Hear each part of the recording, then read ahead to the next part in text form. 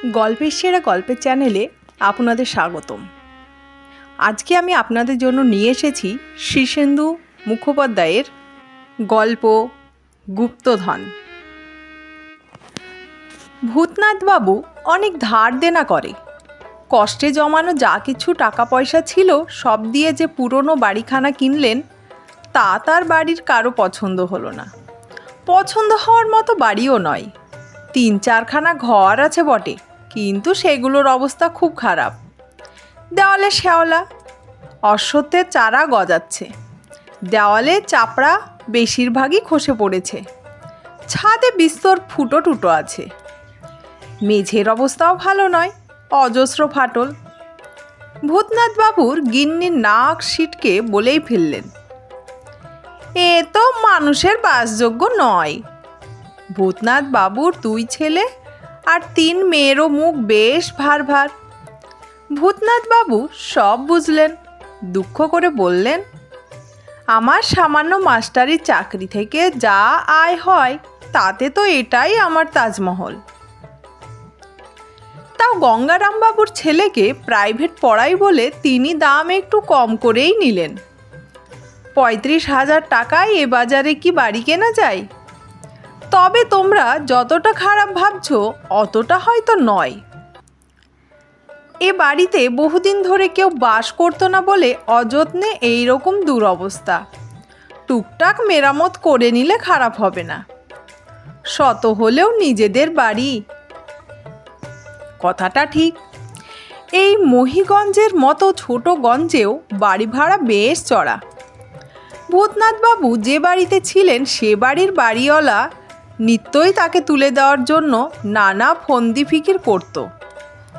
মরিয়া হয়েই বাড়ি কেনার জন্য উঠে পড়ে লেগেছিলেন তিনি। যাই হোক, বাক্স প্যাটরা নিয়ে গিন্নি ও 5 ছেলে মেয়ে নিয়ে একদিন ভোরবেলা ভূতনাথবাবু বাড়িটাই ঢুকে পড়লেন।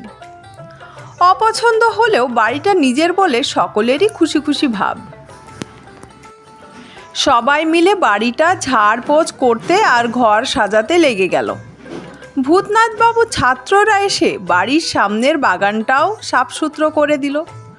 কয়েকদিন আগে ভূতনাথবাবু নিজের হাতে গোলা চুন দিয়ে গোটা বাড়িটা চুনকাম করেছেন। তাতেও যে খুব একটা দেখনসই হয়েছে তা নয়। তবে বাড়িতে মানুষ থাকলে ধীরে ধীরে বাড়ির একটা লক্ষ্মীশ্রীও এসে যায়। আজ তার রান্নাবান্না হয়নি। সবাই দুধ চিড়ের ফলার খেয়ে ক্লান্ত হয়ে একটু গড়িয়ে নিতে শুয়েছে। এমন সময় একটা লোক এলো। বেটে খাটো, কালো, রোগাটে চেহারা, পরনে হেঁটো ধুতি আর গেঞ্জি, গলায় তুলসীর মালা। ভূতনাথবাবু বারান্দায় মাদুর পেতে শুতে যাচ্ছিলেন। এমন সময় লোকটা এসে হাতজোড় করে বলল, পেন্নাম হয় বাবু, বাড়িটা কিনলেন বুঝি? হ্যাঁ, তা আপনি কে? আজ্ঞে, আমি হলুম পরমচন্দ্র দাস, চকবেড়ে থেকে আসছি। চকবেড়ের কাছেই গোবিন্দপুরে নিবাস। তা কাকে খুঁজছেন? আমাকে আপনি আজ্ঞে বলবেন না, নিতান্তই তুচ্ছ লোক। আপনি বিদ্বান মানুষ, পুরনো বাড়ি খোঁজা আমার খুব নেশা। তাই নাকি? আজ্ঞে, তা বাবু, কিছু পেলেন টেলেন? সোনা দানা বা হিরে জহরত কিছু? ভূতনাথবাবু হেসে ফেললেন, তাই বলো, এই জন্য পুরনো বাড়ি খুঁজে বেড়াও? না হে বাবু, আমার কপালে অত সরেস নয়। ধুলোবালি ছাড়া আর কিছুই বেরোয়নি। ভালো করে খুঁজলে বেরোতেও পারে। মেঝেগুলো একটু ঠুকে ঠুকে দেখবেন, কোথাও ফাঁপা বলে মনে হয় কি না। বাড়িতে গুপ্তধন থাকলে গঙ্গারামবাবু কি আর টের পেতেন না? তিনি ঝানু বিনয়ী লোক। পরাণ তবু হাল না ছেড়ে বলল, তবুও একটু খুঁজে দেখবেন, কিছু বলা যায় না। এ তো মনে হচ্ছে 100 বছরের পুরনো বাড়ি। তা হতে পারে। আর হ্যাঁ, আর একটা কথা বাবু, তেনারা আছেন কি না বলতে পারেন? কে? কাদের কথা বলছো? ও ইয়ে আর কি, ওই যে রাম নাম করলে যারা পালায়। ভূতনাথবাবু ফের হেসে ফেললেন। না হে বাপু, ভূত প্রেতের সাক্ষাৎ এখনো পাইনি। আমার নাম ভূতনাথ হলেও ভূত প্রেত আমি মানি না। না বাবু, অমন কথা কবেন না। পুরনো বাড়িতেই তেনাদের আস্তানা কি না, আপনি আসাতে তারা কুপিত হলেই মুশকিল। তার কি করা যাবে বলো, থাকলে তারাও থাকবেন, আমিও থাকবো। একটু বসবো বাবু, অনেক দূর থেকে হেঁটে আসছি। ভূতনাথ বাবু তাড়াতাড়ি বললেন, আরে বসো বসো, দাওয়ায় পরিষ্কারই আছে। লোকটা সসংকোচে বারান্দার ধারে বসে বলল, তা বাবু, বাড়িটা কতই কিনলেন? তা বাপু, অনেক টাকাই লেগে গেল, 35,000 টাকা। ধার কার্যও হয়ে গেল মেলা। ওরে বাস, সে তো অনেক টাকা। গরিবের কাছেও অনেকই বটে, ধার শোধ করতে জিভ বেরিয়ে যাবে। তা তুমি বরং বসো, আমি একটু গড়িয়ে নিই, বড় ধকল গেছে। আচ্ছা বাপু, আমি একটু বসেই থাকি। ভূতনাথ বাবু একটু চোখ বুজতেই ঘুম চলে এলো। যখন চটকা ভাঙলো তখন সন্ধে হয়। অবাক হয়ে দেখলেন পরাণ দাসও বারান্দার কোণে শুয়ে দিব্যি ঘুমোচ্ছে। ভূতনাথ বাবুর একটু মায়া হলো, লোকটাকে ডেকে তুলে বললেন, তা পরাণ, তুমি এখন কোথাও যাবে? পরাণ একটা হাই তুলে বলল, তাই ভাবছি। ভাবছো মানে, তোমার বাড়ি নেই? আছে, তবে সেখানে কেউ নেই, তাই বাড়ি যেতে ইচ্ছে যায় না। যা বললুম তা একটু খেয়াল রাখবেন বাপু, পুরনো বাড়ি অনেক সময় ভারী পয়মন্ত হয়। লোকটা উঠতে যাচ্ছিল, ভূতনাথ বাবু বাধা দিয়ে বললেন, আহা, এই সন্ধেবেলা রওনা হলে বাড়ি যেতে তো তোমার অনেক রাত পুইয়ে যাবে বাপু। আজ নতুন বাড়িতে ঢুকলুম, তুমিও অতিথি, থেকেও যেতে পারো। 3-4খানা ঘর আছে, বস্তা টস্তা পেতে শুতে পারবে না? পরাণ দাস আর দ্বিরুক্তি করল না, রয়ে গেল।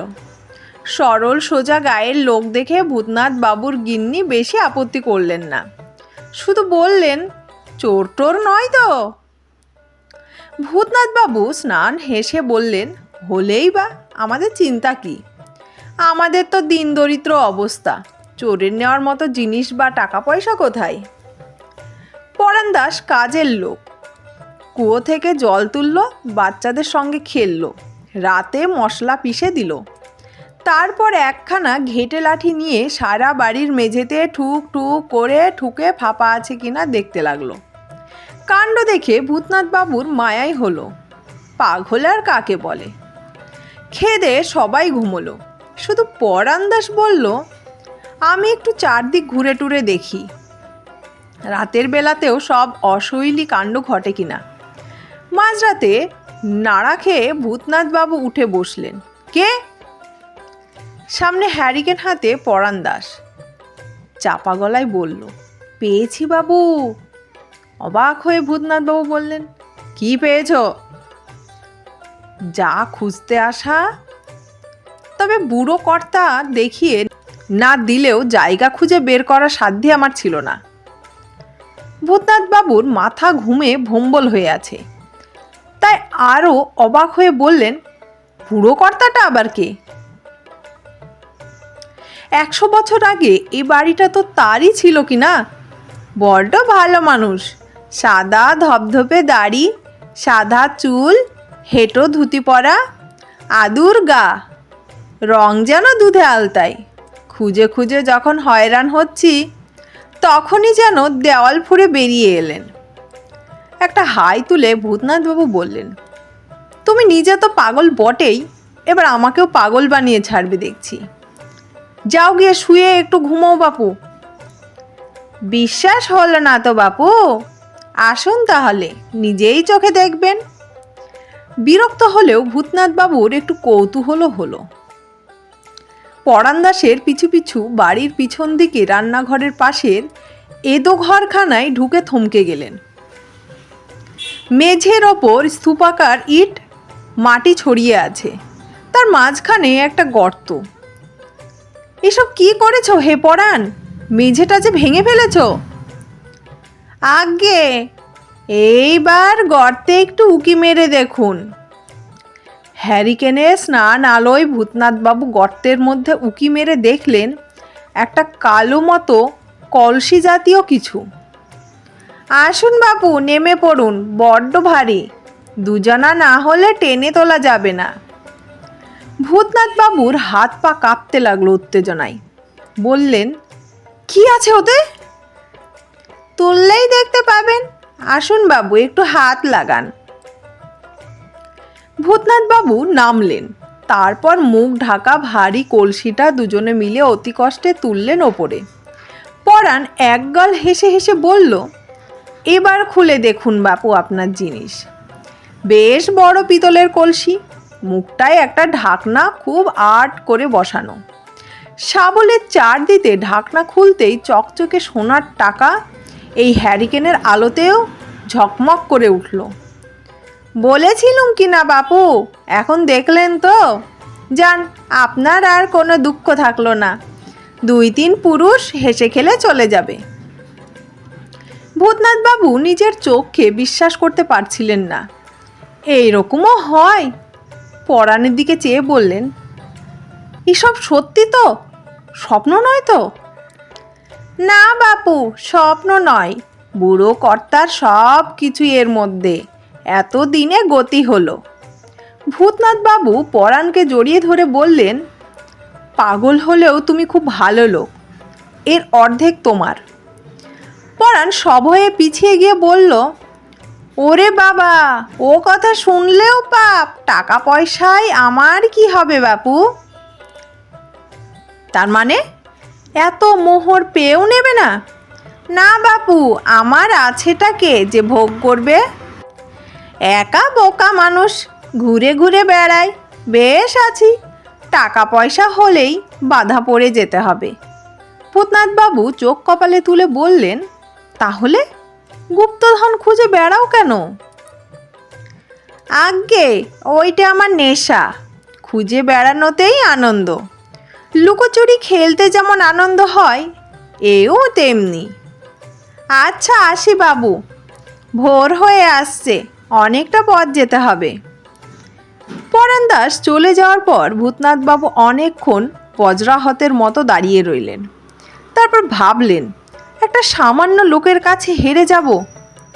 ভেবে কলসিটা আবার গর্তে নামিয়ে মাটি চাপা দিলেন, ওপরে ইটগুলো খানিক সাজিয়ে রাখলেন। তারপর নিশ্চিত হয়ে একটু হাসলেন। ধন্যবাদ। গল্পটি আজকের মতো এখানেই সমাপ্ত। গল্পটি ভালো লাগলে অবশ্যই আমাদের চ্যানেলটিকে সাবস্ক্রাইব করে দেবেন এবং আমাদের পাশে থাকবেন।